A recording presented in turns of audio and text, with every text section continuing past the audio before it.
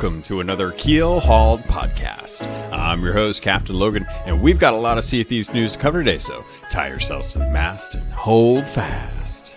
Ahoy there, pirates. I hope you had yourselves a good week and a good weekend. I know I did. This week, we're going to be talking about all the information that came out of XO19 regarding Sea of Thieves, as well as all of the information and the realization that the next update that we're getting in just mere days is going to be a new tall tale, and it's called the Seabound Soul. Let's get into it. Up on today's docket, I just wanted to say thank you so much because honestly, if you guys can't tell, you may not be able to. It may be something where you have to go back and listen to it, or I've just been doing a really good job. Needless to say, I have to say thank you to the community because your support has helped me earn enough through streaming and through donations from PayPal to be able to pick up a new microphone. Now, this microphone is going to make a vast improvement for me going forward into the podcast and help hopefully reduce a lot of the time that I spend in post-processing. So a lot of the podcasts that you hear, there's a lot of effort that goes into the back end of production, where I go through each track and I level it. I cut out a lot of the mouth noises. I cut out a lot of the dead space or repeated ums or ands or breaths, things like that. And one of the things that I always have to go in and do is adjust the reverb, knock out some of the reverb and knock out a lot of the noise. And the reason for that was because of the microphone that I was using. Now, originally when I started the podcast, I started it with a Turtle Beach streaming microphone. It was a cheaper one. It had a mute button and I used it just kind of have something there that was working out. Then I started moving into my old voice acting microphone, which was an AT2020, which was a condenser microphone. Now, if any of you have played around with audio, you may know this. Condenser mics are amazing as long as they're in a studio environment. Not being a studio environment, it picks up everything. So I was constantly having to battle against the power of the microphone to all this post-editing work that I put into it. Now, I've switched over to another Audio-Technica microphone. It's a, I just blanked on what the name of it is. I'll put a link to it in the show notes. How about that? And that way, I picked up this dynamic microphone thanks to Pat Crane from Convert to Raid, who spoke with me at BlizzCon a little bit when I asked him some of the things that I can do to help improve the quality of my podcast. And then I spoke with CJ or Chris over at the Player One podcast and confirmed what brand he was using based on his audio and what I was seeing they were doing with it, as well as like his experience and stuff. And I moved in to use the funds that I earned from streaming and from donations through PayPal that you have all given me to purchase this new microphone. Normally that stuff goes to like monthly upkeep for like the podcast, as well as the software I use, things like that. And I was able to get enough from you all to help get me this microphone. So I just wanted to say thank you, because you guys have made it possible for me to help continually invest in the quality of the podcast. Eventually, I hope that I get a chance to start working on picking up some sound deadening foam that I can start putting up in the actual studio room that I'm using. And that's going to be kind of a process, because I'll have to take down a lot of stuff on the wall in front of me and pick up a lot of that studio foam. Thankfully, it's pretty cheap, but I'm going to have to pick up some cardboard as well as some command strips to help try and affix it to the wall so that I can easily take it down when I move out, because right now I'm in a rental and it's nice, but I don't know, obviously I'm not going to be living here forever. Thank you, gentrification. So with that, it's going to be some testing over the next couple episodes. I want to make sure that I'm still putting out a really good sounding podcast and seeing if I can reduce that time that it takes to do stuff. Because after a while, it starts to get pretty tough to continuously do post editing and stuff after I have recorded. And the process usually takes me about 6 hours, and I'm looking to cut that down.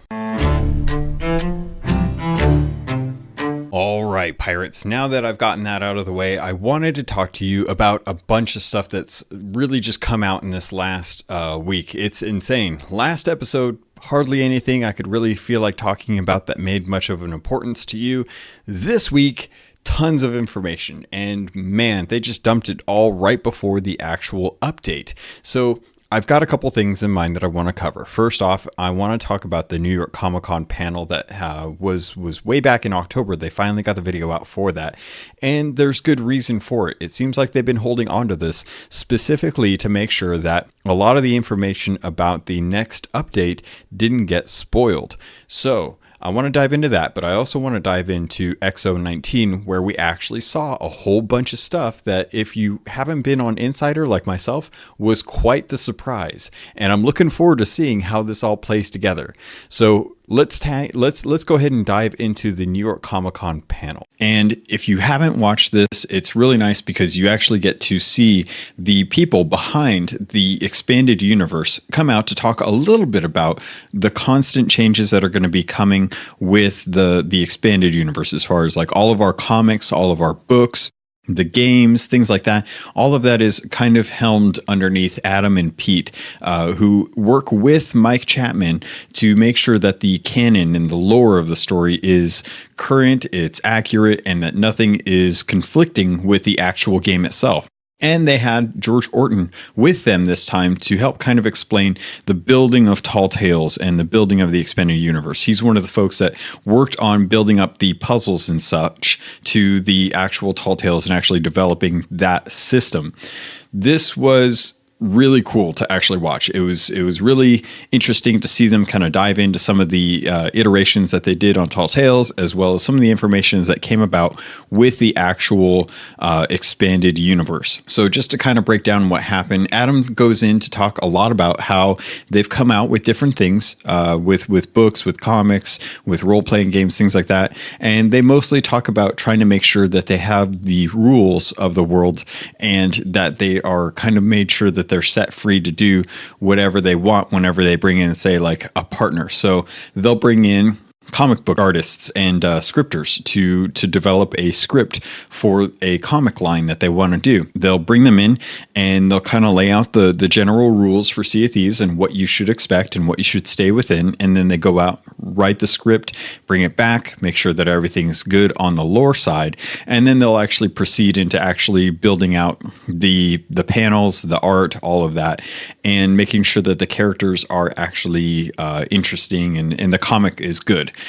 Jeremy Whiteley is the one that they talked about, came up with the script for the comics, the original comics that we got, and were the ones that actually created DeMarco and Lassetti Singh, the children of the pirate lord. Next, they kind of dove into some of the information regarding Tall Tales, and this is where Mike and George kind of talk hand in hand about building up the world for Tall Tales and how to deliver a story in an open world setting. And George talks a lot about their first Tall Tale, the one that they started off with, which was actually the Wild Rose, not the Shroud Breaker. And the design behind it came into place by first starting out with physical props. So they actually had a chest, they actually had items, and they actually had a book that had all of the tales and stuff. And they show some videos as far as them taking some of the animations from other studios, crew that, or other developers there, and them doing the actual motions of some of the stuff that was then later used as reference for the animations for the Tall Tales events. And it was really interesting to see that the way they started off was very much in a very early prototype phase. They wrote out all of the different Tall Tales and the puzzles, and then had people sit down and write or work out as much as they could based on what they had. And eventually they got to the point where they started to find the fun in these Tall Tale puzzles. And once they latched onto that, they took that and then built out from there. So all of the Tall Tales that you have are all based around the principles and lessons learned from this initial Wild Rose tale. And if you get a chance, I would definitely recommend going and actually watching the New York Comic Con panel. I'm going to go ahead and put a link to that as well in the show notes, so you have reference if you want to jump in And it was interesting to see kind of how they're planning the rest of the next Tall Tales based on the lessons learned on how they built them, as well as how we interacted with them and which ones worked out well for us as the community. It was really cool to see that Mike actually dove into what we now know as the Seabound Soul, the current Tall Tale that is coming out this week. This was the first time that people had an idea of when we would be getting another Tall Tale, what it would be called, and what it kind of revolved around. Now, something I'm going to be talking about a lot later on as I get into XO19 is the information that was released about the Seabound Soul, because they did talk about that. But he wanted to say that Stitcher Jim is going to become even more of a focal point. Now, bear in mind, this is in October, so we had barely seen a whole lot revolving around Stitcher Jim and the Masked Stranger. He teases Captain Flameheart, which I'm going to get into later, and that there should be a long-term goal. Also, Adam decided to call out Captain J for his birthday, which was really fun because he was sitting in the front row of that. They did talk about how some of the stuff in the Tales of Sea of Thieves books have not quite played out yet. And the things that I take away from that revolve around Captain Flameheart's story as far as how he became the skeleton lord that he is, as well as possibly Belle and Nura's story to find out where they are in Sea of Thieves, what they're doing, if they're even still alive at this point. Mike also goes in to talk about how the mermaid curse is definitely going to be explained eventually, and George answers a question about a difficult time during the development and how they had to retain the emotional story within the Tall Tales quest books when having to translate them into different languages, because when they originally developed them, they had a lot more in those Tall Tales, a lot more information, and they suddenly realized that that doesn't translate well to physical items in games that are supposed to be pages when you translate those into multiple languages. Multiple languages take a lot more space, and because of that, they had to go through, Mike and George had to sit down and cut out a lot of the Tall Tales stories, a lot of stuff that they wanted to keep in for those to help kind of build out that world and add that layer of detail to it. But they had to actually go in and cut out a lot of it to retain just the essence of what the emotional feeling you should be getting from those Tall Tales is while playing through it, while still making sure that it translated well to multiple languages with the different characters. And the last couple things I wanted to talk about with that New York Comic Con panel was that they did say that there was a question revolving around new islands and monsters coming, and the answer from Mike was simply just yes. It wasn't anything specific to either it being new islands or if it being to new monsters. This kind of correlates with some of the past interviews and questions that have been asked whether we're getting new monsters. And I think that's the case. I think we are going to see something soon, but it's going to be hard to know in the future, like what those kind of animals are going to be. In the past, they've said that it won't be just another bipedal skeleton. So there's a good chance that we might actually be getting some four-legged monsters out there. It's hard to say if they're going to be monsters or they're just going to be like animals of some nature, a dangerous animal of some sort that has made its way to Sea of Thieves. And that's it for the New York Comic Con panel. I really love these. I look forward to them every time they come out. And this time it really gave us some really good information. I wish that they had put this video out sooner so we would have had a lot more speculation and involvement with the Seabound Soul. I understand a lot of people actually probably already know most of this information because it's been readily available on the Insiders. And hopefully, if you have been on the Insiders, you've been doing your due diligence to report any bugs or any issues that you've run into it so that hopefully when it does come out this week, it will be as bug-free as possible. I know a lot of people are still frustrated with the equipment bug, myself included, because I always forget that it's there, and I usually have I have the ugliest compass equipped when I log in every time, and every time I have to go down and do it. But not the end of the world. I understand bugs happen all the time, and another bug that came in was, unfortunately, the commendations for the Seabound Soul unlocked on the original date that they had set for this. It's interesting because the EXO happened on Thursday. The patch would have gone live on Wednesday, and they would have had a great way to say the Seabound Soul coming to Sea of Thieves now.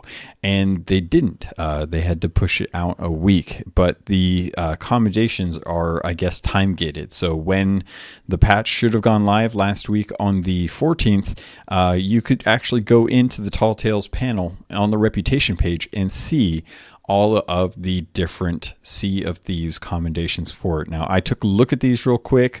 I read some of them. They don't make a whole lot of sense without the context of the actual story. We had known that there was a Tall Tale due out soon. This confirmed it. And when reading it, it didn't make a lot of sense until XO 19. And now watching XO 19, I have a much better understanding of what we're going to be getting into. But let's get into XO 19. First off the bat, we got Battle of London, and that went on during XO 19 this weekend, and it was really cool to watch. They had a few teams that I think it was 5 full teams that came in and started to do battle sloops, and there was really good matches. I really appreciated seeing the battles and stuff, and really kind of made me want to jump into duo sloops because I feel like that's a little more fun than having to try and wield around these giant galleons and get into ship fights that are going to last a while and get locked down on a ship. But with the Battle for London, we had some victors, and the prizes this time around were actually a little bit different. If you won, you were still going to get the gold Xbox One X. That is still for the first place winners. The second place winners got a silver coated Xbox One X. This is the first time they've ever made an Xbox that is made out of, or not made out of silver, but at least coated. Coated. I guess coated would be the best way to say that. Was coated in actual silver. So they got that. And then from what I understand, third place, they got a Xbox Sea of Thieves controller, which that in itself is still a really hard thing to get a hold of these days. So especially if it's brand new and you get the code with it, because that always came with that cosmetic code. So it was really cool to see. The thing that I think I love the most out of this was that Kaidarath and Foxdie won the Battle for London, because they're two of my favorite streamers. I love watching them and supporting them, and it was really cool to see their amazing abilities as pirates in this game put to the test and come out on top. So really glad to see that they won their Xbox One X consoles. They, as far as I know, they're both on PC, so it doesn't seem like it'll do too much good. But then again, I don't know that I'd actually ever want to use an Xbox One X that was coated in gold. I think that would just be like a big old collector's piece that I would hang on to for a very, very long time. So congratulations, Kaidarath and Foxdie. Very happy to see that you won that. The one thing that I did want to jump into with the actual Xbox Battle for London was this was a point where it seems like they're getting a lot more comfortable with play-to-play action and calling out events, doing a little more of an esports casting for it, and that was really cool to see. I was really happy to have like the full team kind of there in representation of the game, and to see like what this could potentially be. I think Duo Sloops is actually a lot better for this, just because it's easier to keep track of teams, it's easier to keep track of ships, and the ship battles tend to go a lot faster because it takes less effort, in my personal opinion, to sink a sloop as it is to sink a galleon. With a galleon, it's a lot harder to get those guys down when you're dealing with 4 competent crews or 4 crewmates on to a team. The other thing that we got this XO 19 that actually I believe came out before the event went live. So this got sent out a little ahead of time, and it was Rare letting us know that if you play the game anytime between November 13th and November 22nd, that's the 22nd, then you can earn the Gears of War Omen liveries. There's nothing you got to do. You just have to log in, whether it be arena or adventure mode. Regardless, it'll jump into your account and you'll be able to check those liveries and stuff out. They're really awesome. It's a black and red motif, as many of them are. But the sails actually have the Gears of War logo on them, as well as the Lancer's chainsaw bayonet. That is the figurehead, and it looks really well done. They did a great job bringing out all the different little teases, or not teases, but little kind of knacks that you would expect out of a Gears of War liveries, and they made sure to put those on there. I really like it. And also, if you watched the Inside Xbox event that was on the, what was it, the 14th? I'm pretty sure it was the 14th. You actually got an opportunity to get the Midnight, or is it the Onyx? I can't remember which one they call it, but it's the helm for that livery set, the Obsidian set. There we go. Which I thought was really funny. Admiral Ors in the Discord said that Obsidian, makers of the Outer Worlds, should get that Obsidian set just assigned to them, since they aren't technically using that IP for, like, stuff that they can make games content for. I guess maybe they would need to make a second game to make it so that other Xbox other Xbox studios could use that IP in their games. Like they just didn't have time, I guess, to be able to pull the Outer Worlds into Sea of Thieves or something. So it would be nice to see something like that. But again, it's super cool to see the Gears of War stuff coming. It makes me wonder what else is coming down the line, if we'll ever see anything that's like a Forza style, or if we're going to see other Xbox first party games brought to the Sea of Thieves liveries as like cross promotion. So really cool to see. Again, make sure you get in there before November 22nd. It's free. All you got to do is log in, play the game. Doesn't matter how long you play the game. You just have to log in. So make sure you jump on that if you are playing something else right now. There's a lot of other games going on right now, so I don't blame anyone that happens to be taking a small break before the update. That being said, the update is going live before this ends. So and you should have a couple days to be able to jump into the new event, check out the Tall Tale, and still earn that Gears of War Omen liveries. Some of the other cool stuff that we found out as a result of the XO19 event that went on over in London was that they had a couple panels for Sea of Thieves. And the biggest thing that I noticed was that they finally revealed when the Sea of Thieves Origin Comics are going to be coming out, and that's now. So it's kind of awesome. This was something that we found out about back in June, when it accidentally let slip through Amazon and you could download the second one for free.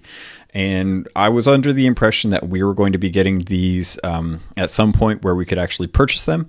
That's not the case. I don't know if the Amazon leak had anything to do with that, but it is definitely something that's available now through comics or Titan Comics.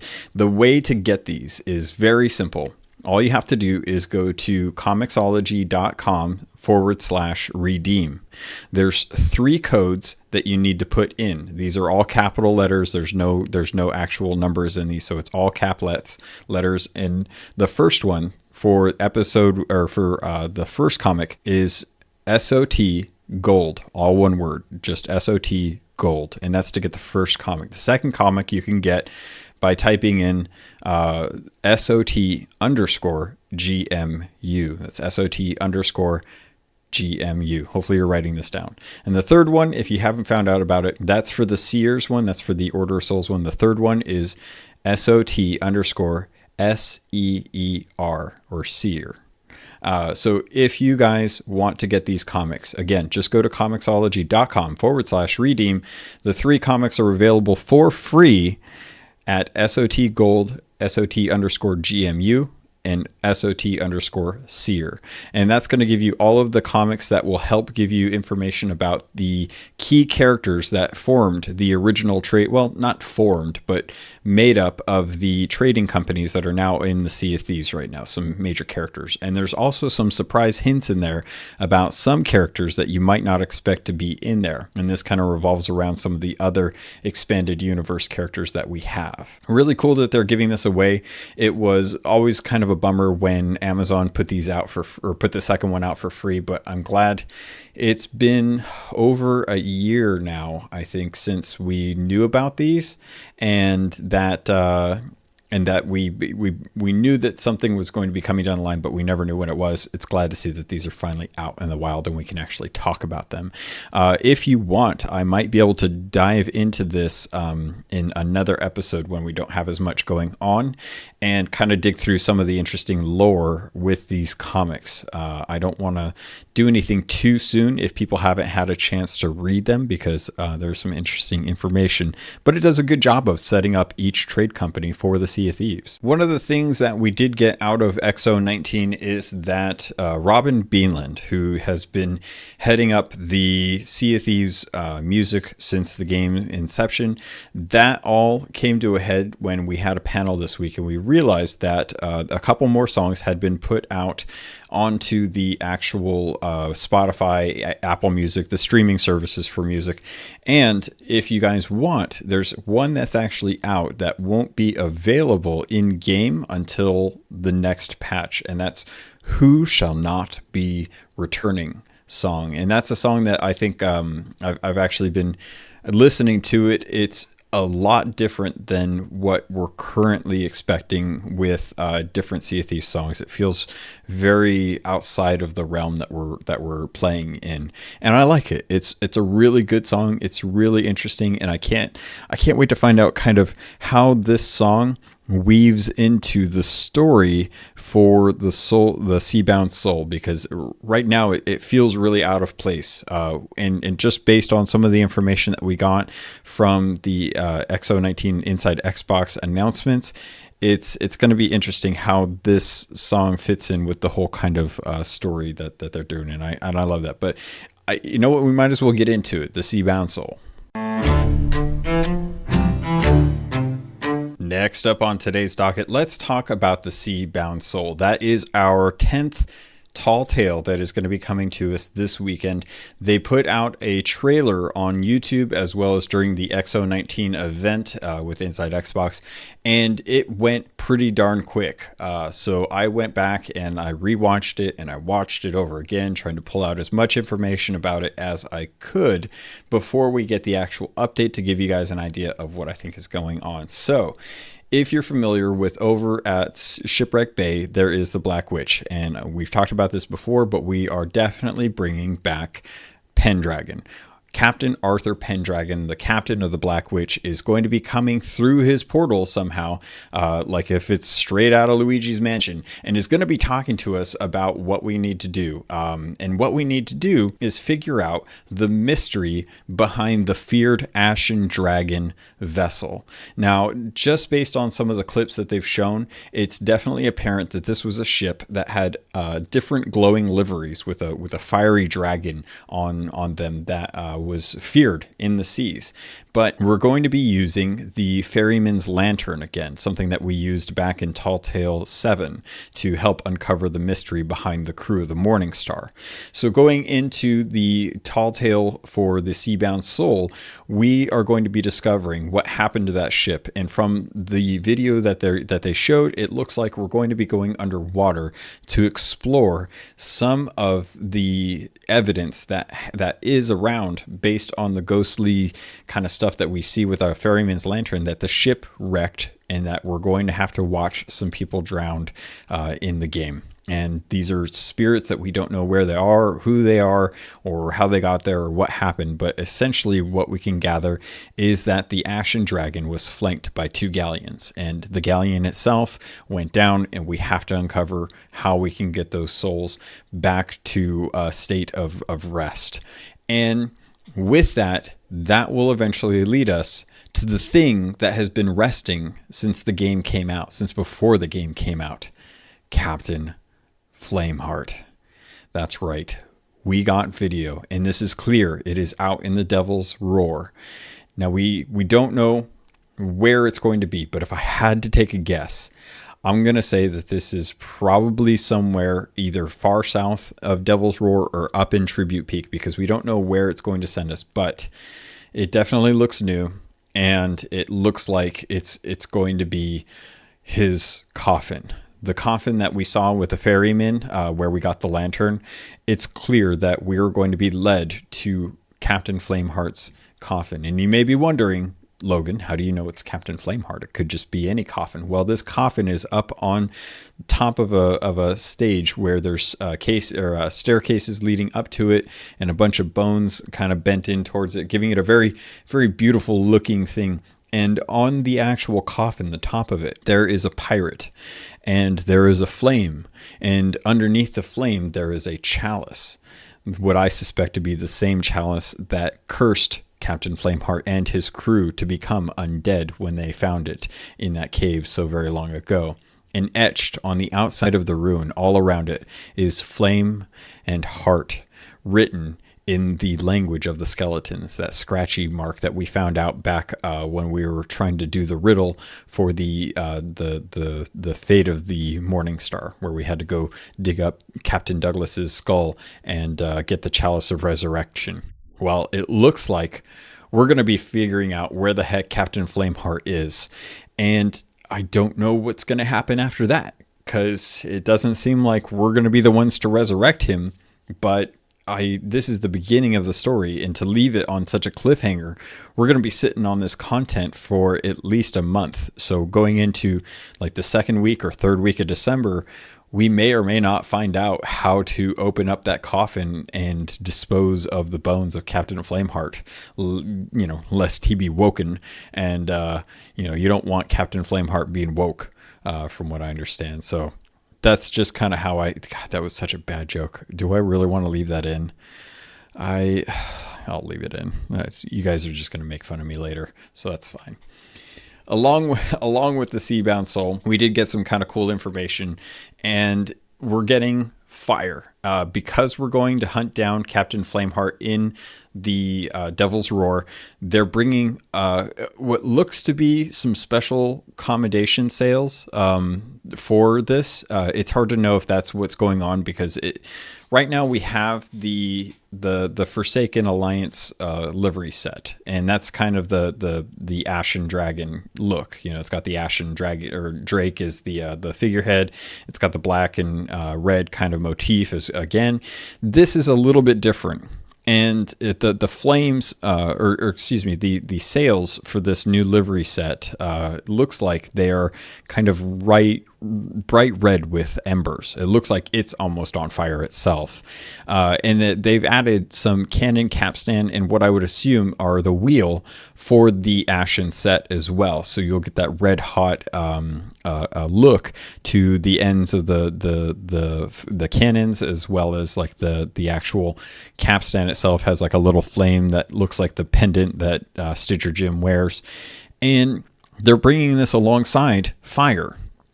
Remember fire? We've been wondering what fire is going to look like. Well, we found out fire is going to be in the form of little glass jars. Like, it looks like it's oil with fire, like an actual flame on the inside, which I don't know how that works, but I'm assuming it's because it's magic. But we've got two functions with this, which is the first time I think I've seen this. It's for one, it's not a cursed cannonball, which I was kind of surprised that was the case, because that seemed like the easiest way to transition into new cursed cannonballs was to bring in like a red one, like that, like the fire and flames art. But this is actually going to be its own little thing. And it can be a grenade or it can be a cannon. And the way it works is we have a throw option now. We can actually throw these. And they had a couple pirates on top of a cliff looking down, and there were a couple pirates that were digging up what looked to be an arena chest. Now, I don't know if we're going to get these in arena, but it just happened to be an arena's chest. So they tossed down a whole bunch, and these pirates caught on fire. and then had to jump into the ocean. Well, one of them jumped into the ocean and swam away. The other one died right where the chest was. So it looks like these are going to be kind of a new type of artillery for ground battles.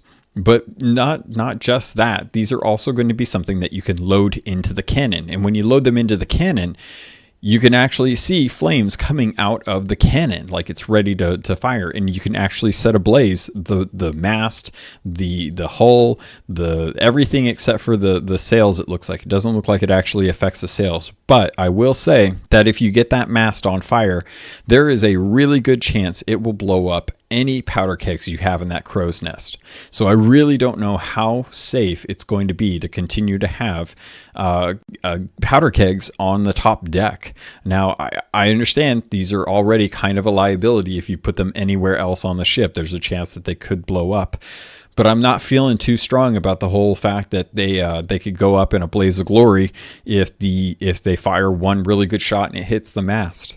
All in all, I did notice a couple little things that I wanted to talk about before I kind of let this go on. With the commendations and the new event coming in, I noticed from the video that first off, the beginning of the video, they have like a box of mysterious or wondrous secrets like on the front deck of the ship that they had, and that was cheeky. They might as well have had a white Meg sailing or swimming around in the background like one of the other videos. They like taking the most rare things in the game and just like putting them in their videos as a mockery to us. But besides that, I noticed a couple new liveries that they're putting into the game. One of them looks to be an expansion for the Huntress figurehead that we got. If you guys remember, way back in the day, way back when it was, was it EGX, or I think it was the New York Comic-Con panel where they had Freddie Prinze Jr. come in, that they were giving away the Huntress figurehead for Perfect Dark, Joanna Dark, and you could get that if you purchase something from the store, which I believe is going to be coming back sooner or later, hopefully before Christmas. But you could purchase something from the store and get a code right away to get it, or if you went to New York Comic Con, you could actually get a code for that. Or no, was it? Oh dang, was it New York or was it San Diego? I think it was, I want to say it was San Diego Comic-Con. Yeah. Thinking back, I'm pretty sure it was San Diego Comic-Con because I think that's the one that Freddie Prinze Jr. went to. And it was after the Banjo-Kazooie one went live, but before Spinal. And Spinal, I think, came out much later on after that and skipped a couple events that I thought it was going to be coming. You guys don't care about that. I'm talking about liveries. So I think that we're going to get an expansion of the livery set for the Huntress for our next cosmetics that we have in the Pirate Emporium.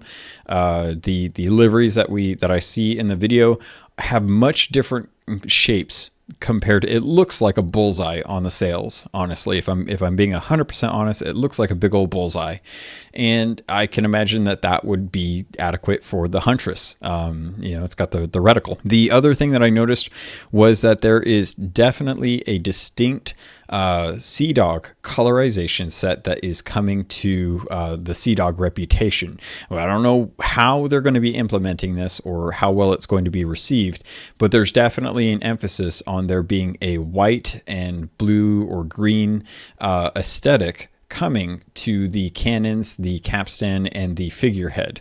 It's hard to know how much of the set is going to be made available, because the video that they showed with it showed us looking at an actual arena fight. And as you know, in the arena, you all have the same color ship as the ones that are designated for each team.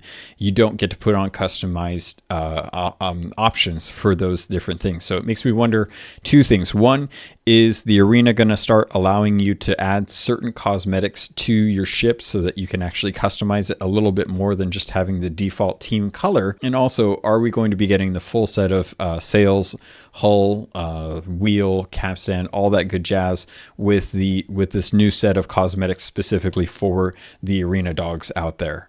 A lot of this is all just kind of based on the information that they gave us.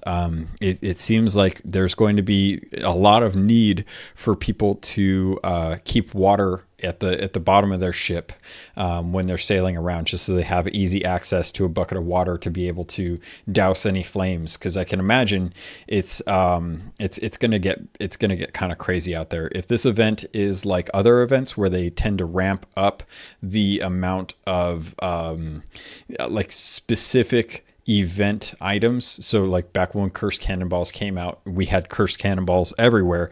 Now we're doing the Fort of the Dam stuff, and the lightning is insanely hard to do any kind of fishing with. I wonder if we're going to be seeing these little fire grenades or fire bombs, whatever you want to call them, if we're going to be seeing those out in the world a lot during this first month, and then afterwards the actual event, they'll kind of ramp back down the way that they did with cursed cannonballs and powder kegs and stuff like that. Oh, just a quick side note. I don't remember where they mentioned this, but they did mention that apparently they slowed down the gunpowder skeletons walk. I can't remember where I heard this, but I'm pretty sure I heard it from one of the videos. But they said that they slowed down the walk for it, and that they're seeing how that goes, and that if people are okay with it, they'll keep it. If not, they'll move it so that they still move a little bit faster. I don't know if that's something that's coming or something that's been put in. I just remember hearing it somewhere, and I can't remember where. And I don't know that I should have actually have said any of that. But I'm too lazy to edit it out. So you're just going to have to live with it. And yeah.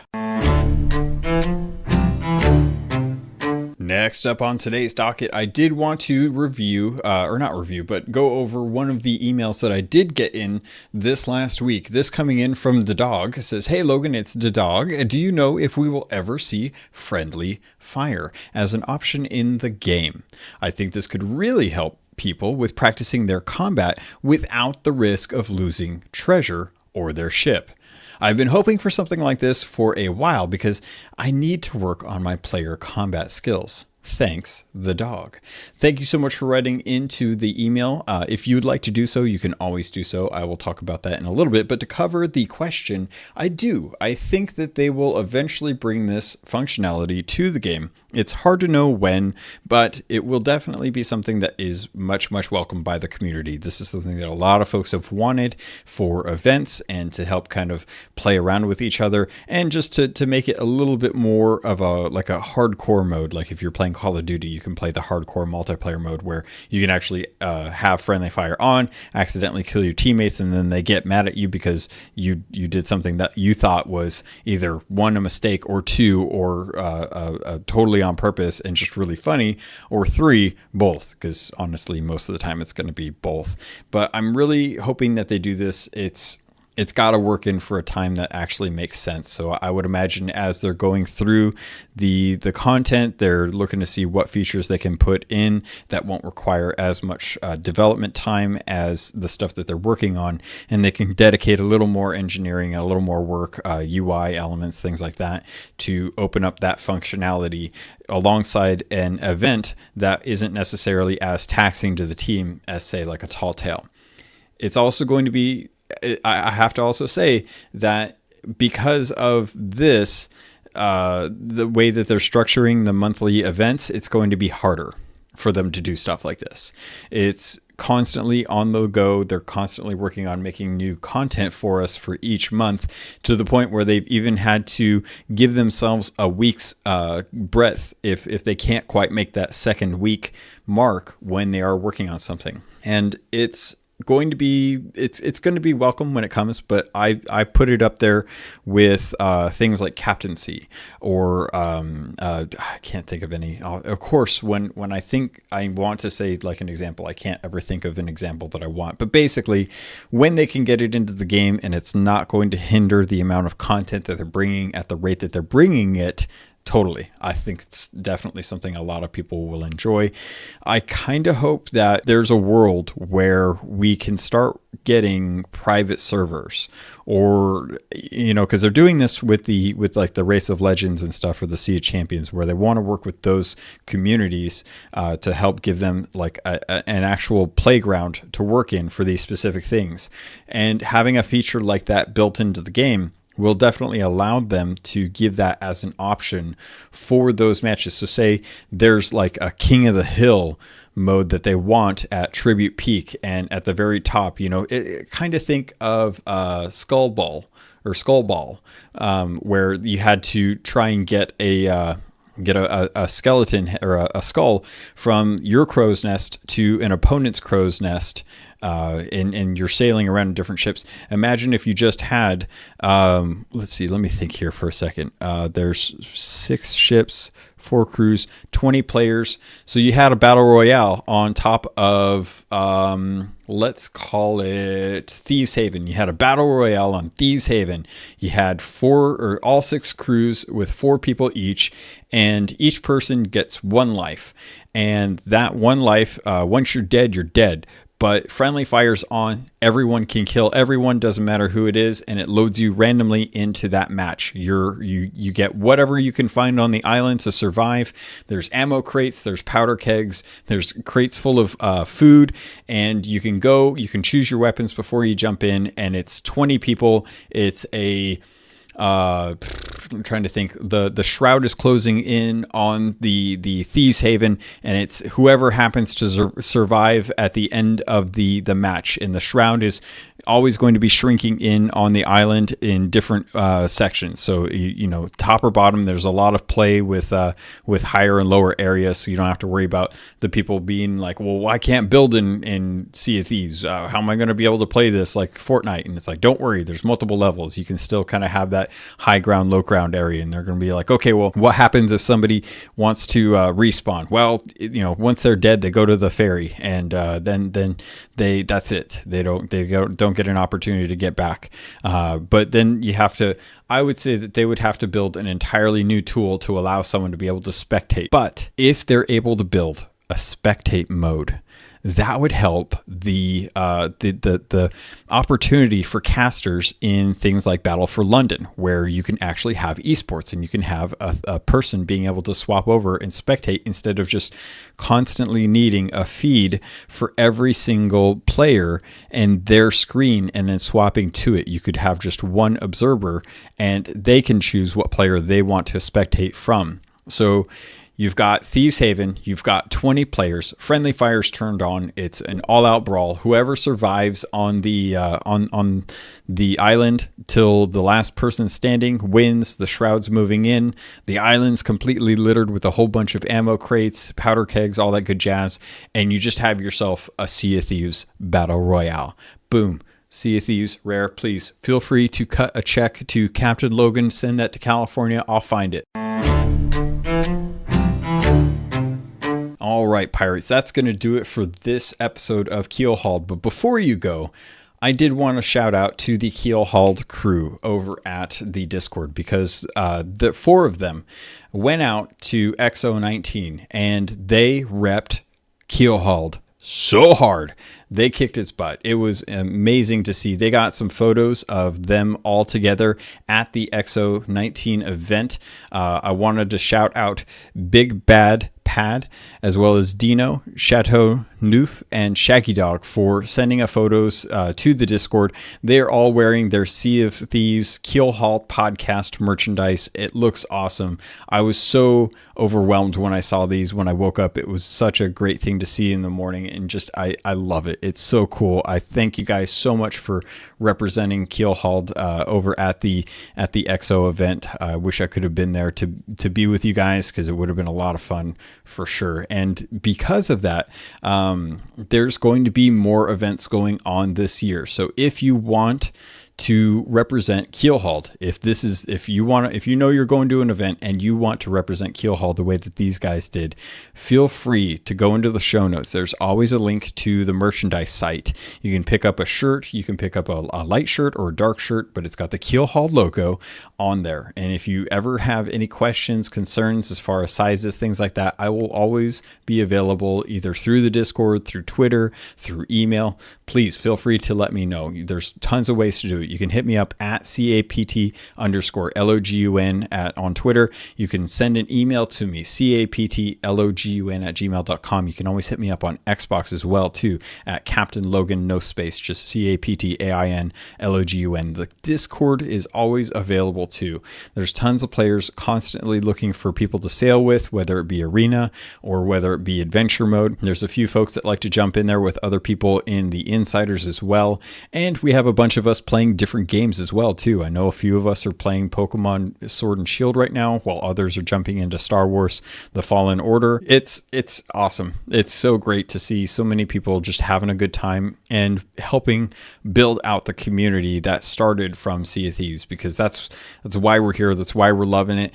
And I will just say before I go, expect another episode of Shore Leave coming soon. I can't promise that it will be out this week. I'm going to try really hard to do that, but I want to talk about my experiences with Luigi's Mansion. I got a chance to jump into that, as well as the other rare announcement that you may be wondering why I didn't bring up on this episode, and that's because we just had too much to talk about before going into the Seabound Soul. So I'm going to be trying to get all the thoughts, all the news and information I can about Everwild. And I want to talk about that on the next episode of Shore Leave, which hopefully, if you guys are listening, that's going to be coming out sometime in the middle of the week. This week, if I can make it. If not, I will have to put it off till the week after. But if that's the case, I will probably be putting in some extra news in there as it comes out and we get more news about different games, things like that. I'm really excited to get a chance to dive into Pokemon more, but I still need to finish up Luigi's Mansion as well. There's too much to play. There's just too much. And Pirates, I hope you're having a good time doing whatever you are doing right now, enjoying whatever game you're enjoying, and just loving the community that we have. Again, thank you so much for everything you've done for me. Thank you so much for joining me in the celebration of the Seabound Soul as we get to play it this week. I can't wait to jump in and experience more lore. It's going to be awesome. Pirates, thank you. I love you, and I look forward to sailing with you on the Sea of Thieves.